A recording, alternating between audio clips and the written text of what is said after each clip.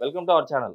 ఈ మధ్య కాలంలో నొప్పులొస్తున్నాయి మనకు అంటే బాడీ పెయిన్స్ అంటే మోకాళ్ళ నొప్పులు గాని, అట్ ద సేమ్ టైమ్ తలనొప్పి గాని, బ్యాక్ పెయిన్ గాని, ఏ ప్రాబ్లమ్ ఏ నొప్పొచ్చినా గూడా మనం మెడికల్ షాప్‌కెళ్తే పెయిన్ కిల్లర్ ఇస్తారండి. నేచురల్‌గా మన ఇంట్లో దొరికే వాటితోనే మన నొప్పులను తగ్గించుకోవచ్చు అని చెప్పేసి అంటున్నారు. General consultant doctor V. Aditya Ranganath గారు. సో, సార్ ద్వారానే అసలుకు మనం వాడుతున్న పెయిన్ కిల్లర్ల వల్ల ఎంత ప్రమాదంలో మనం ఉన్నామో తెలుసుకుందాం. నమస్తే సార్. నమస్తే సార్. సార్ మామూలుగా చాలామంది మనకు ఏదైనా బాడీ పెయిన్స్ గానీ, ఏదైనా పెయిన్ వస్తుంది అంటే మెడికల్ షాప్‌కెళ్ళేసి ఆ పెయిన్ కిల్లర్ తెచ్చేసుకుంటారు. సో, ఈ పెయిన్ కిల్లర్ల వల్ల మన ఆరోగ్యమే చాలా వరకు డ్యామేజ్ అవుతుంది. సో, పెయిన్ కిల్లర్ వాడొద్దు అంటున్నారు గదా! అసలు మనం పెయిన్ కిల్లర్ తీసుకోవడం వల్ల ఎలాంటి ప్రమాదాల్లో మనం పడే అవకాశం ఉంది? మెయిన్‌గా ఈ పెయిన్ కిల్లర్స్ వల్ల ఏంటంటే అప్పటికప్పుడు ఇన్‌స్టంట్‌గా రిలీఫ్ వచ్చినా, అది చేసే చేటు ఏదైతే ఉందో చాలా మందికి గుర్తించట్లేదనమాట. బావుంది కదా! కొంచెం రిలీఫ్‌గా ఉంది. పెయిన్ రాగానే ఇన్‌స్టంట్‌గా తగ్గుతుంది కదా! కొన్నే కదా! అని అంటే అలా స్టార్ట్ చేసిన వాళ్ళు కొన్నే కదా! ఎక్కువేం కాదు. ఓ 10 రోజులు, ఒక 20 రోజులు అన్న కొద్దీ కొంతమంది ఈ నెలలు, సంవత్సరాలు వాడేసిన వాళ్ళున్నారు. అలాంటి వాళ్ళు మెయిన్‌గా ఒకటి అంటే ఇన్‌స్టంట్‌గా ఎఫెక్ట్ చూపించేది ఒకటి కిడ్నీస్ అండి.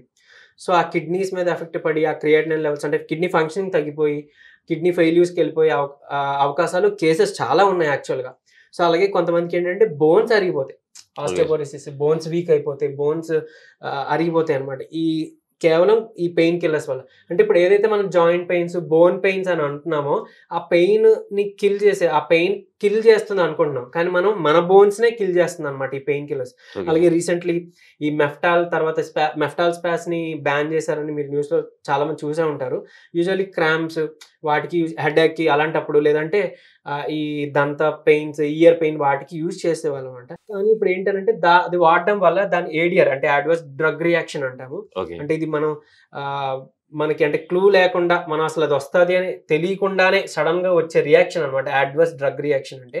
ఓకే. సో, డ్రెస్ సిండ్రోమ్ అన్నట్టు. సో, దానివల్ల అంటే ఏమవుతుంది అనంటే ఈ డ్రగ్ వల్ల మనకి ఇసినోఫిల్ కౌంట్ పెరిగిపోయి అంటే అలర్జిక్ రియాక్షన్‌లా ఆయాసంగా ర్యాషెస్ రావడం, తర్వాత ఫెటిగ్ చాలా నీరసం అయిపోవడం ఇలాంటివి అంటే ఎమర్జెన్సీ కండిషన్‌లోకి ఎళ్ళిపోతుంటారనమాట. సో, అంత ప్రమాదం కల్పిస్తుంది. ఈవెన్ ఎసిక్లోఫెనాక్ లాంటి డ్రగ్ ఒక్క టాబ్లెట్ తీసుకుంటే, ఒక్క డోస్ సింగిల్ డోస్ తీసుకున్న వాళ్ళకి క్రియాటినిన్ లెవెల్ 1 పాయింట్ పెరిగిన వాళ్ళని కూడా నేను చూసాను కేస్. ఓకే అంటే సార్. 1.0, 1.2 వరకు నార్మల్ రేంజ్ మనకి యూజువల్‌గా. ఈ పాయింట్ అంటే 1 పాయింట్ పెరిగిందంటే 1 పాయింట్ తర్వాత పాయింట్ కాదు. ఈ 1 2 అయిపోవడం. అంటే ఓకే. కిడ్నీ ఫంక్షనింగ్ అంటే టక్‌మని సడెన్‌గా మనం గెస్ కూడా చేయలేం. అలా ఎఫెక్ట్ అయ్యే కేసెస్ చాలా ఉన్నాయి. ఎందుకంటే ఆల్‌మోస్ట్ అంటే వాళ్ళు డయాబెటిస్‌తోనో లేకపోతే హైపర్ టెన్షన్ బీపీతోనో బాధపడుతూ ఉండేవాళ్ళు కొంతమంది ఉండుంటారు. దానివల్ల జరిగే డ్యామేజ్ కొంత ఉంటుంది. కిడ్నీస్ మీద. సో, అలాంటి వాళ్ళు పెయిన్ కిల్లర్స్ తీసుకుంటే చాలా ప్రమాదం. సో, ఓకే అందుకే సార్. డాక్టర్ ప్రిస్క్రిప్షన్ దీంట్లో తీసుకోవాలంటారు. అయితే ఏదైనా కానీ మనం టాబ్లెట్స్ నుంచి కాకుండా మనం నేచురల్‌గా మనం ఆ పెయిన్ నుంచి బయటపడడానికి మన దగ్గర సొల్యూషన్ ఉంది చక్కగా.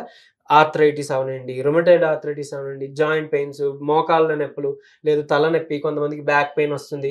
కాల్షియం లోపించో, లేపోతే ఇతరత్ర మినరల్స్ లోపించడం వల్లనో, లేదంటే సడెన్‌గా కొంచెం హెవీ వెయిట్ లిఫ్ట్ ఏదైనా చేస్తే అలాంటి వాళ్ళకి ఈ డిస్క్స్ మీద, వెన్నుపూస మీద ఎఫెక్ట్ పడుతుంది. వాళ్ళకి పెయిన్ విపరీతంగా ఉంటుంది.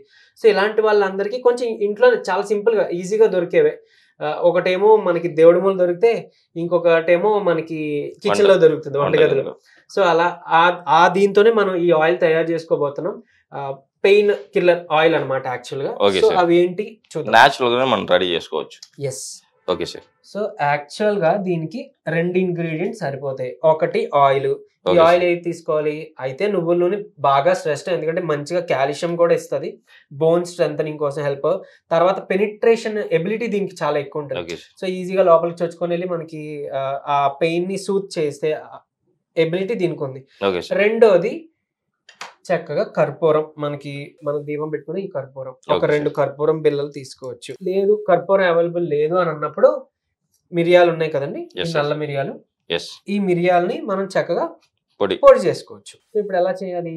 ఈ ఆయిల్‌ని చక్కగా స్టవ్ మీద ఒక 5 నిమిషాలు జస్ట్ వెచ్చబెడితే చాలు. అంటే లూక్ వార్మ్ అంటాం. గోరువెచ్చగా అయితే చాలు. మరీ హీట్ అయిపోవసలు జాగ్రత్తండి బొబ్బర్లొచ్చేస్తాయి. Okay so, sir. గోరువెచ్చగా చేసుకొని, ఇందులో అయితే చిటికెడు మిరియాల పొడి యాడ్ జేయాలి. Okay sir. లేదు అనంటే చక్కగా ఒక 2 కర్పూరం, ముద్ద కర్పూరం అవ్వచ్చు, పచ్చ కర్పూరం అవ్వచ్చు, నార్మల్ కర్పూరం అయినా పర్లేదు. ఈ కర్పూరం 2 కర్పూరాలు మనం పౌడర్ చేసేసాను ఇందులో వేసేస్తాం. సార్ అంటే ఈ 3 కూడా యాడ్ చేసుకోవచ్చు. అదే సార్ నా క్వెషన్ అదే. నేను అదే అడుగుదాం అనుకుంటున్నా. సార్ సెపరేట్ చెప్తున్నారు. అంటే 3 యాడ్ చేస్తే ఫలితం ఇంకా ఎక్కువ వచ్చే అవకాశం ఉందా? ఏంటి అనంటే ఇక్కడ చూసుకోవాల్సింది కొంచెం మిరియాలు వల్ల మనకి ఆ రీజన్‌లో చిన్న మంటొస్తది. ఓకే. సో, అందులో కర్పూరం కలుపుతున్నాం. సో, ఏంటి అనంటే ఈ 2 కలుపుకునేటప్పుడు ఆబ్వియస్‌లీ ఎక్స్‌ట్రా బెనిఫిట్స్ ఉంటాయి. సో, అలాంటప్పుడు ఏంటంటే కొంచెం మోతాదు చూసి మనం కలుపుకోవాలన్నమాట. ఓకే అంటే సార్. ఫస్ట్ డే మీరు పెట్టుకుంటారు కదా! మీకే అర్థమవుతది ఎంత మోతాదు కలిపితే మనకి మంటగా ఉంటుంది, ఓకే. డిస్కంఫర్ట్‌గా ఉంది అని. నెక్స్ట్ టైమ్ నుంచి మీరు కలుపుకునేటప్పుడు కొంచెం తగ్గించి కలుపుకోండి. సో, యూజువల్లీ ఈ 3 కలిపేసుకోవచ్చు. లేదంటే ఏదైనా 2 అయినా కలుపుకోవచ్చు. ఓకే. ఇది ఏ బోన్ పెయిన్స్ వచ్చినా, ఎక్కడ బాడీలో పెయిన్స్ వచ్చినా, తలనొప్పి వచ్చినా, తర్వాత మోకాళ్ళ లేదంటే నొప్పులు గాని మోకాళ్ళ ఏవైనా నొప్పులు, కూడా మోకాళ్ళ ఎవ్రీథింగ్. నొప్పులు బ్యాక్ పెయిన్స్ గాని, ఇలాంటివి ఏవైతే పెయిన్ కిల్లర్ ఏసినా కూడా ఒక్కొక్కసారి తగ్గని పెయిన్స్ ఉంటాయి. సో, అలాంటి వాళ్ళకి చక్కగా ఈ జాయింట్ పెయిన్స్ వాటికి ఇది బాగా హెల్ప్‌ఫుల్ అన్నమాట. Okay sir. జస్ట్ ఒక 5 నిమిషాలు మీరు బాయిల్ చేస్తారు. కొంచెంసేపు ఇది కలిపేసి మూత పెట్టేస్తే ఇంకా బాగా మిక్స్ అవుతుందన్నమాట. ఓకే కొంచెం సార్. గోరువెచ్చగా అయినాక మనం తీసుకోవచ్చు. దీంతో చక్కగా మీకొకటి అంటే మీ కిడ్నీలు కాపాడుకోగలుగుతున్నారు, మీ లివర్‌ని కాపాడుకోగలుగుతున్నారు, మీ బోన్స్‌ని కాపాడుకోగలుగుతున్నారు. ఈ పెయిన్ కిల్లర్స్‌ని పక్కన పెట్టేసి.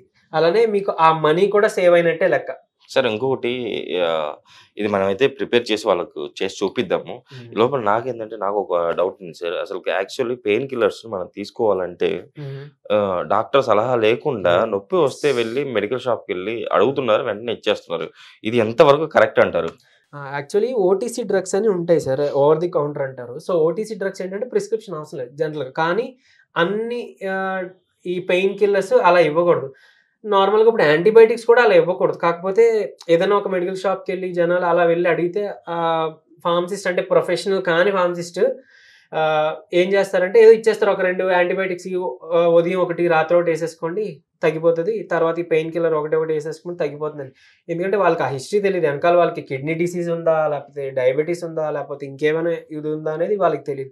ఇంకోటి ప్రొఫెషనల్ అయినా కూడా కొంతమంది ఫార్మసిస్టులు ఏంటి అనంటే వాళ్ళు పెట్టుకున్న సెటప్‌కి ఎందుకంటే ఇప్పుడు ఇంత కోర్స్ వాడాలి. మీ డాక్టర్ దగ్గరికెళ్లి కలిసి రండి ఇస్తాం అనంటే వాళ్ళ బిజినెస్ పోతది. సో, వాళ్ళని బ్లేమ్ చేయలేం. జనాలకి అవేర్‌నెస్ రావాలి. అటు ఆబ్వియస్‌లీ ఆ ప్రొఫెషనల్ ఫార్మసిస్టులు కూడా అవేర్‌నెస్ మనం తీసుకురావాలి ఖచ్చితంగా.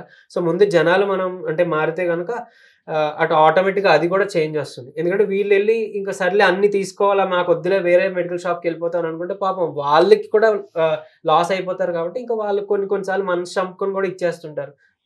సో, అవేర్‌నెస్ అయితే కావాలి. Okay sir. ఇప్పుడైతే మనం ప్రిపేర్ చేసి చూపిద్దాం సార్ వాళ్ళకి. ఎంత మోతాదులో ఏసుకోవాలి సార్ మనం ఇవి? ఈ మోకాళ్ళకనుకోండి 2 పక్కల మోకాళ్ళు అలా ఉంది. లేకపోతే ఎల్బోస్‌కి అలా అయితే ఎక్కువ ఆయిల్ పడుతుంది. అదే ఓకే. చిన్నగా మనకి హెడ్‌ఏకే అనుకోండి. జస్ట్ ఇక్కడ మాత్రం రాసుకోవడానికైతే ఒక 2 టీ స్పూన్స్ అలా తీసుకుంటే సరిపోతుంది. Okay so, sir. ఇది ఇంకోటేంటనంటే ఒకవేళ ఎక్కువ తీసుకున్నా చక్కగా స్టోర్ జేసుకోవచ్చు. Okay sir. కానీ చెడిపోయేది కాదు. చెడిపోదు. ఏమి పాడవ్వదు.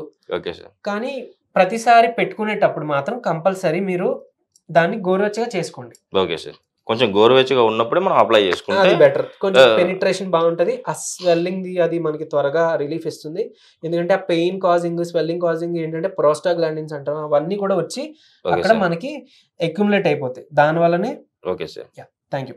దానివల్లనే మనకి అక్కడ స్వెల్లింగ్, ఆ పెయిన్, ఆ వాపు ఉంటాయి. సో, అవి ఓకే అక్కడి సార్. నుంచి సెగ్రిగేట్ అయిపోతాయన్నమాట. రెండా సార్ ఇవి గోరువెచ్చగా మనం ఉంటాయి. ఏసుకోవాల్సింది? 2. Okay sir. 2 ఏసాము. యాహ్! ఇప్పుడు దీంతో ఈ పాటు కావాలంటే ఇదిగోండి చిటికెడు మనం మిరియాల పొడి కూడా ఏసుకోవచ్చు. Okay sir. కొంచెం మండుతుంది. ఎయిదర్ రెండిట్లో ఏదో ఒకటైనా లేదా 2 కలిపైనా ఏసుకోవచ్చు. Okay sir. దీన్ని యూజువల్‌గా గోరువెచ్చగా ఉన్నప్పుడు కొంచెంసేపు అలా కలిపేసి మూత పెట్టేసేయండి. Okay sir. లేదు అనంటే మామూలుగా ఉన్నా కూడా కొంచెం గోరువెచ్చగా ఉంటుందంటే మీరు రూమ్ టెంపరేచర్స్‌కి వచ్చేస్తుంది అని అనుకునే ముందుగానే కొంచెం తీసి మీరు చక్కగా అప్లై చేసేసుకోండి. Okay sir. ఇంకోటి మోర్ ఓవర్ మనం మాట్లాడుకున్నట్టు ఈ నీ పెయిన్స్ ఏదైతే ఉన్నాయో ఈ రాసిన తర్వాత అంటే మోకాలనే కాదు మీరు ఏ జాయింట్‌కి రాసినా కొంచెం మసాజ్ ఇంపార్టెంట్. Okay sir. ఒక 3 మినిట్స్ లేదా 5 మినిట్స్ సార్ ఆ కొంచెం మసాజ్ కూడా మనం ఏ టైప్‌లో ఇప్పుడు మోకాలు హ్మ్. తీసుకున్నాం సార్. హ్మ్. మోకాలికి మనం మసాజ్ ఎలా చేయాలి? సో, మోకాలు ఉంది కదా! మోకాలికి మన సర్క్యులర్ మోషన్. ఓకే. ఇది మోకాలు మోకాలు సో, ఇది అనుకుందాం సార్. మోకాలు అనుకోండి సార్. ఓకే. సో, సర్క్యులర్ మోషన్‌లో ఓకే. తర్వాత లెఫ్ట్ అండ్ రైట్ ఓకే. తర్వాత పైకి కిందకి అంటే ఓకే. పైకి కింద అలాగా. ఆ మోషన్‌లో ఉండాలి. అప్పుడే మనకి చక్కగా త్వరగా రిలీఫ్ ఇస్తది. ఇంకొకటి ఈ మోకాలు ఏదైతే ఉందో చక్కగా ఒక స్టూల్ ఏదైనా పెట్టుకొని ఒక దగ్గర కూర్చొని మోకాలికి మీరే ఎవరి డిపెండెన్సీ కూడా అవసరం లేదు. చక్కగా ఈ మోకాలికి మనం ఇలా అంటే మోకాలు మధ్యలో ఉంటుంది. మనం ఇలా ట్యాపింగ్ అన్నమాట. 1 ఓకే. సెకండ్‌కి ఒకసారి. ఓకే. సో అలాగే జస్ట్ 2-3 మినిట్స్ చేస్తే చాలు. మీరు almost second day, third day నుంచే మీరు చాలా రిజల్ట్స్ చూస్తారు. అంటే ఓకే. ఎప్పటినుంచో మోకాళ్ళ నొప్పులతో బాధపడుతూ పెయిన్ కిల్లర్స్ యేసుకుంటున్నా గానీ ఫ్యూ అవర్స్, ఒక గంటో, 2 గంటలో రిలీఫ్ ఇస్తది. మళ్ళీ వచ్చేస్తుంది అని అనుకునే వాళ్ళు ఈ ట్యాపింగ్ చేయడం ద్వారా మీరు వేసుకున్న టాబ్లెటే డోస్ మీరే చక్కగా ఆపేసుకోగలుగుతారు. అంటే ఆ పూటకి ఓకే తగ్గింది, నాకే యేసుకోవసరం లేదులే అనే ఆ ఫీల్‌లోకి మీరు ఖచ్చితంగా రాగలుగుతారు. ఇంకొకటి సార్ టాబ్లెటే మనకు వద్దనుకుంటున్నాం మనం. మన హ్మ్. రెమెడీని ఫాలో అవుతే సరిపోతుంది గదా! యెస్. సరిపోతుంది. అందుకే ఇది వాడి మసాజ్ చేసుకుంటూ తర్వాత ఆ ట్యాపింగ్ చేసుకుంటుంటే అసలు ఆ టాబ్లెట్ వరకు ఎళ్ళవసరం లేదు. అంటే ఇది చేసుకోలేని వాళ్ళ కోసం నేను చెప్తున్నా. ఇది కూడా ఓకే. చేసుకోలేంలే మేము ఓన్లీ ట్యాపింగే ట్రై చేస్తాం అని అంటే గనుక ఉట్టి ట్యాపింగ్ కూడా అంత ఎఫెక్టివ్‌గా పనిచేస్తుందండి. ఎవిడెన్స్ ఉందన్నమాట అది ఓకే వర్క్ సార్. అవుతుందని. ఓకే మీరు సార్. కూడా చేస్తే అసలు మీరే చెప్తారు. Okay sir. Sure sir. నిజంగా ఈరోజు మీరు చెప్పిన రెమెడీ చూసారు గదండీ! అస్సలకు మెడికల్ షాప్‌కెళ్ళి పెయిన్ కిల్లర్ టాబ్లెట్స్ తీసుకోవద్దండి. మన బాడీలో అంటే మనకి ఎలాంటి అనారోగ్య పాలవుతాం, మన బాడీలోని ఎన్ని ఆర్గాన్స్ డ్యామేజ్ అవుతున్నాయో సార్ చెప్పారు గదా! షూర్‌గా మీరైతే ఇది కంపల్సరీ పాటించండి. సార్ మన కోసమే చెప్పారు. వినండి. విని మీరు రెగ్యులర్‌గా నార్మల్‌గా ఇలా మీ పెయిన్స్ తగ్గించుకోవడానికి నార్మల్‌గా మన ఇంట్లో దొరికే ఐటెమ్స్‌తోని ఇలా రెమెడీ చక్కగా ప్రిపేర్ చేసుకొని మీరైతే అప్లై చేసుకోండి. ఉపశమనాన్ని పొందండి నొప్పుల నుంచి. సరే ఈరోజు మన ప్రేక్షకుల కోసం ఇంత మంచి రెమెడీ చెప్పారు. అసలు పెయిన్ కిల్లర్స్ ఎంతగా మనల్ని ఆ! ఆరోగ్యాన్ని చెడగొడతాయో చాలా చక్కగా వివరించారు. సో ఇంత మంచి ఇన్ఫర్మేషన్ ఇచ్చినందుకు థాంక్ యూ సార్.